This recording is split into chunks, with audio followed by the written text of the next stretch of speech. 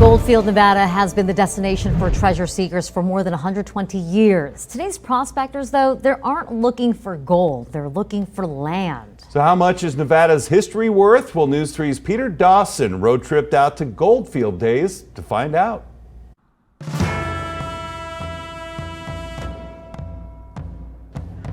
You guys are having a land auction. What exactly does that mean? It's where people have not paid their property. They're notified, and after 3 years, there's a deed given. And then we go through, the other steps of you give them a notice that we plan to sell their property. 1,200 to get us started. Here, look at me, 12. Able to bid now, 1,200 now, 13. Able to bid 13 now 13 where? Is there a premium if it's haunted? I wish that we could get extra room tax or something. I don't know. 1,700, able to bid 17. All in, sold it, 1,600. Buyer number 129, thank you. You're 27 years old and now you own a piece of Goldfield. Yeah, I'm excited. I think it's really cool. Mine's coming here in the next couple of years, right? Who are the buyers for these? It's varied. We have people from California, we have people from Washington, Las Vegas.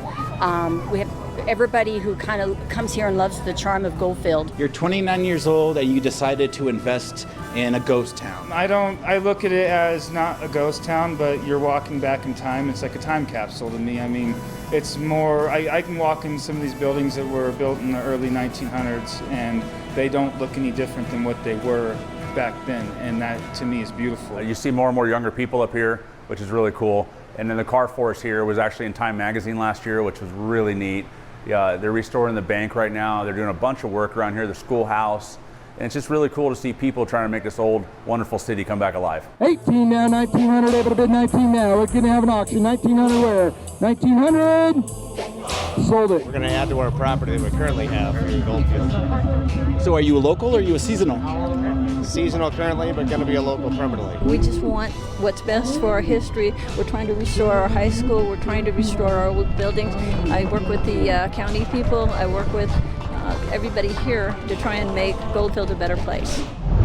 The southern region is experiencing a slowing of admission rates, but staffing shortages remain a challenge at multiple facilities.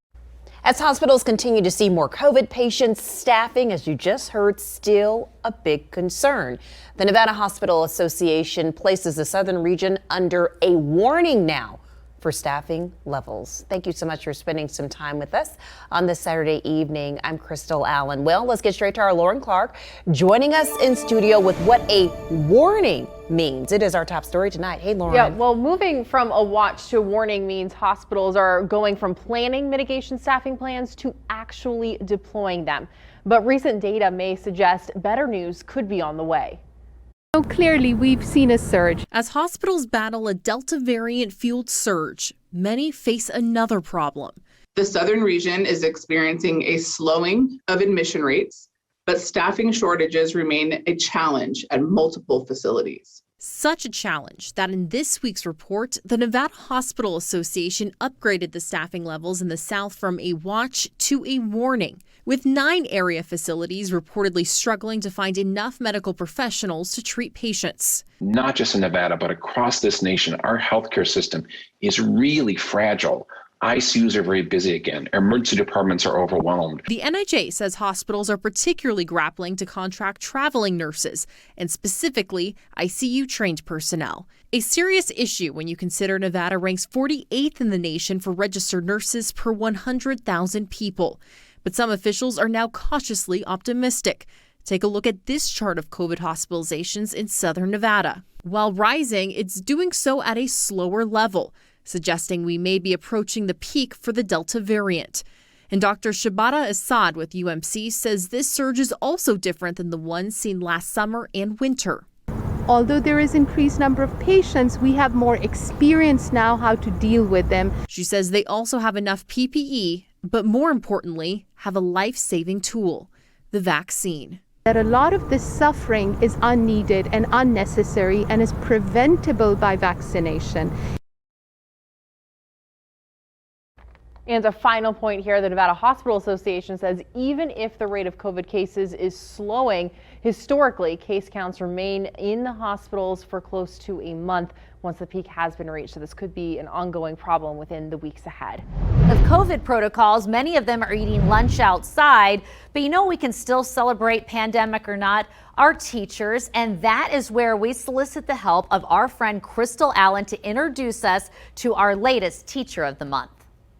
I've had the opportunity to work with Mr. Maxwell for the last couple years, and we were excited when we had an opportunity to bring him here. We put our heart and our soul into what we do, and it matters how the kids perceive that. He's our advanced placement, our AP U.S. history teacher, and he brings so much more than just content knowledge to the subject. He brings an energy and an excitement to the curriculum. Mr. Maxwell, without a doubt, is hands down a teacher that deserves to be nominated and to win Teacher of the Month. Mr. Maxwell teaches both regular and AP history at Silverado High School. My son Ryan is a junior at Silverado High School and is enrolled in Mr. Maxwell's regular history class. My own son had no desire to do well or to strive for great things up until he met Mr. Maxwell as his history teacher. I learned so much about history in my junior year that I really wish that I would have known my whole life, and now that I know it now, it's just exciting, and I really loved having him as my teacher. Now Ryan is flourishing on all of his classes and has a desire to really learn and to succeed. I credit Mr. Maxwell for his turnaround this year. Mr. Maxwell is a model teacher, reaching so many students, not only in academics, but in believing in who they are and who they can become. That's super sweet.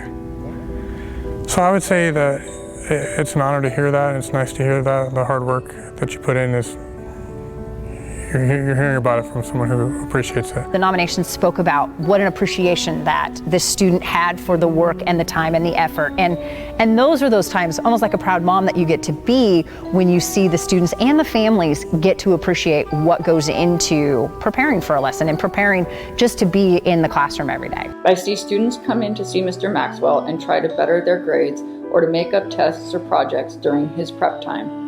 Mr. Maxwell takes the time out of his prep willingly and gladly. He answers every email that is sent to him by the end of the day and walks students through bettering their grade and also giving them a desire to learn and to do well. I work really hard, especially with having Parkinson's. I have to work twice as hard just to type an email. It's very difficult for me at times, and to know that I'm still making a difference is important. So, we're presenting you with this Teacher of the Month trophy. Very cool. Thank you. Of course. You know, what's a nomination without getting something to go along with it? Absolutely. Look nice in my classroom. Thanks so much. Oh, that is terrific. And Mr. Maxwell is also a former baseball coach and a huge fan. So thanks to Office Furniture USA, Office Plus, he got tickets to the Aviators game. And if you know a deserving teacher that should be recognized in our community, let us know about it. Go to news3lv.com, click on the features section where you will see Teacher of the Month.